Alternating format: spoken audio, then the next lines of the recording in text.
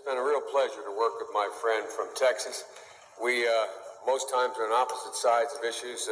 This time we're on the same side, but I realize in this business it's difficult for us to, notwithstanding the fact we're personally cooperating on this bill, for us to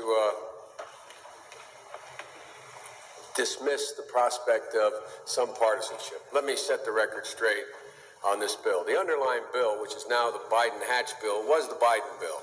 A guy named Biden wrote Biden-Hatch deal back in the day, back in 93. Biden-Hatch deal. Now it's the Biden-Harris deals. Pay attention, y'all. Let's go. Wrote that bill, and he wrote that bill by going down and sitting down with the President of the United States of America, not with his Attorney General, not with anyone else, with Bill Clinton, President of the United States of America, who between the time he got elected in November until the time he was sworn in, called me at my home on 6 separate occasions. And he unfortunately doesn't need a lot of sleep. Sometimes literally, and I say this on the record, as late as 11:30 at night, to discuss why I wasn't moving quicker on the Biden crime bill from before. I sat with him, not with his Attorney General. He wanted 100,000 policemen. He does not view this as a social issue as opposed to trying to bring peace and security to the streets. As governor of the state of Arkansas, he presided over, as governor, the execution of individuals within the state and the death penalty. He supports the death penalty. He is the fellow who insisted that I bump this up from initially to when I said, where are we going to get the money? He said, well, all I know is I want 100,000 cops. I made that commitment. He had endorsed the Biden crime bill as a candidate when he ran. He is the one who talks about the need for stiffer penalties. So notwithstanding the fact some of the old Democrats and former presidents who were Democrats before Carter, I suspect, I don't know who we're talking about here, but in the old days, it is true. When Richard Nixon was running for president, Richard Nixon used to talk about law and order, and the Democratic response was law and order with justice, whatever either one of those meant.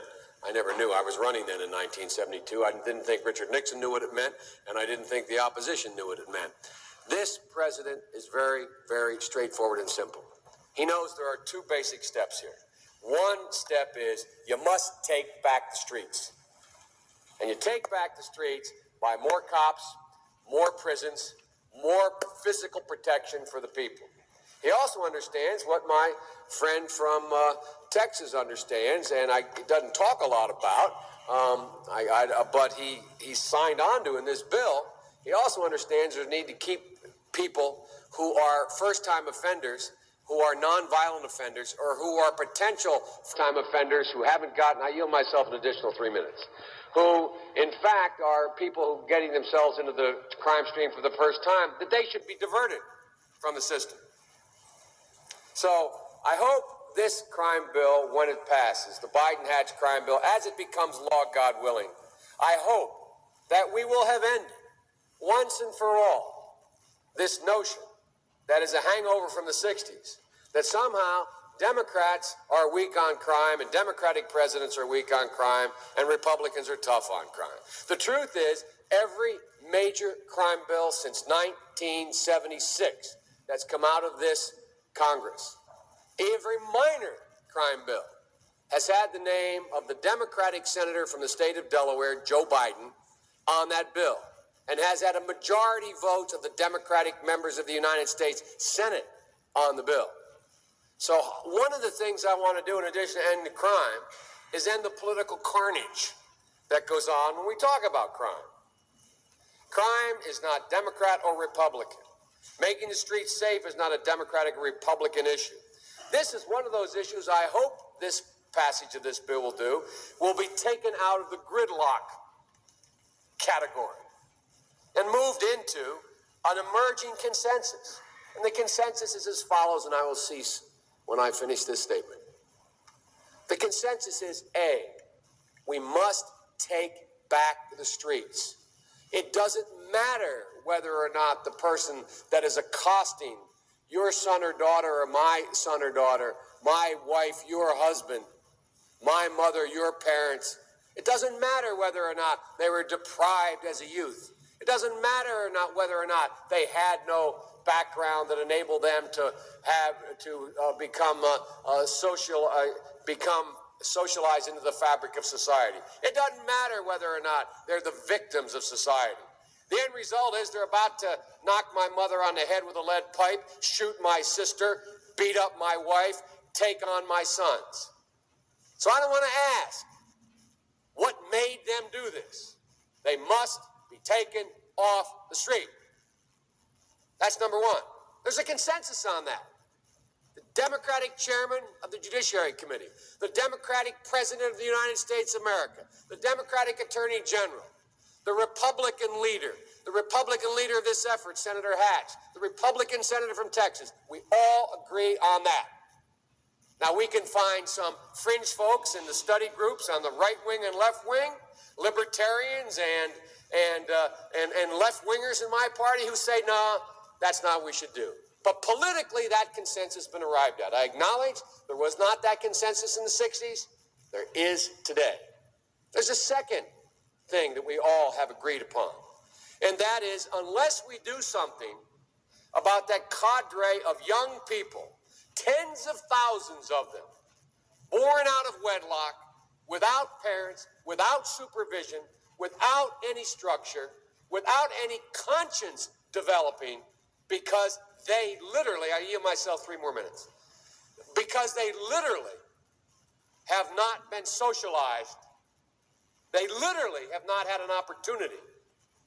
We should focus on them now, not out of a liberal instinct for love, brother, and humanity, although I think that's a good instinct, but for simple, pragmatic reasons. If we don't, they will, or a portion of them will, become the predators 15 years from now. And Madam President, we have predators on our streets that society has, in fact, in part because of its neglect, created. Again, it does not mean because we created them that we somehow forgive them or do not take them out of society to protect my family and yours from them. Wow. They are beyond the pale, many of those people. Beyond the pale. And it's a sad commentary on society. We have no choice but to take them out of society. Wow. And the truth is, we don't very well know how to rehabilitate them at that point. That's the sad truth. You're looking at the fellow who was one of the primary architects of the Sentencing Commission. You know what the basic premise of the Sentencing Commission is? I know the presiding officer knows. It was the first time in 80 years we rejected the notion that the condition of sentencing must be related to how long it would take to rehabilitate. I'm the guy that said rehabilitation, when it occurs, we don't understand it, notice it, and even when we notice it and we know it occurs, we don't know why. So you cannot make rehabilitation a condition for release. That's why in our system, there's the federal system, you serve 85% of your time. I remember when it was going on, when I was making these arguments in the late 70s, they used to call it Biden's same time for the same crime provision. It's a shame, but we don't know how to rehabilitate. But there is a consensus, and I will cease. A, we must make the streets safer. I don't care why someone is a malefactor in society. I don't care why someone is antisocial. I don't care why they've become a sociopath. We have an obligation to cordon them off from the rest of society, try to help them, try to change their behavior. That's why we do in this bill. We have drug treatment and we have other treatments to try to deal with it. But they are in jail, away from my mother, your husband, our families. But we would be absolutely stupid as a society if we didn't recognize the condition that nurtured those folks still exist. And we must deal with that. And I think there's a consensus among Republicans in that. Old barbed wire Republican conservatives just want to hang them high. Even those folks are saying, hey, we got to deal with the root cause of this. Not one or the other. Hang them high. Separate. And liberal Democrats who used to say, let's look at the sociological underpinnings of why this occurred, and we have to, they're now saying, hey, look, we got to take back the streets. We'll make that fight later. So there is a consensus. I hope the remainder of the discussion, as we close out the debate in this bill, we can end that old fight. We can put it behind us. Hopefully we have, the senator from West Virginia said this is a historic moment on this bill, a consensus being reached. I think it is, but I think it's a historic moment for a political reason as well. Hopefully we will end the discussion about whether or not Republicans are Neanderthal and only want to hang them high, and Democrats are wacko liberals and only want to look at the causes. Wow. Those days are gone. Evidence of that, the Democratic senator from Delaware and the Republican conservative senator from Utah are united in a Biden-Hatch crime bill that does all the things that I just said. So as one of my relatives who remain nameless would say, God willing and the creek not rising, hopefully we'll end this kind of debate and decide how we're going to deal with the problem from here on. I reserve the balance of my time. I voted for. That's what I voted for. That's what I voted for. That's what I voted for. That's what I voted for. That's what I voted for. That's what I voted for. Now, we could not do everything we wanted to do, but we did all these other things. So I voted for that. That Barack and I finally reduced the disparity in sentencing, which we've been fighting to eliminate, in crack cocaine versus powder cocaine. It was a big mistake when it was made. We were told by the experts that crack, you never go back. It was somehow... It's a mistake now because your son got caught smoking crack. That's why it's a mistake, sir. Fundamentally different. It's not different. But it's trapped an entire generation. And so all of this stuff about the crime bill, people talking about, oh, you just giving Joe Biden cover. I'm not giving Joe Biden cover. I've explained to you why I voted for it. Go ask Joe Biden why he did. That's what I voted for. Now, we could not do everything we wanted to do, but we did.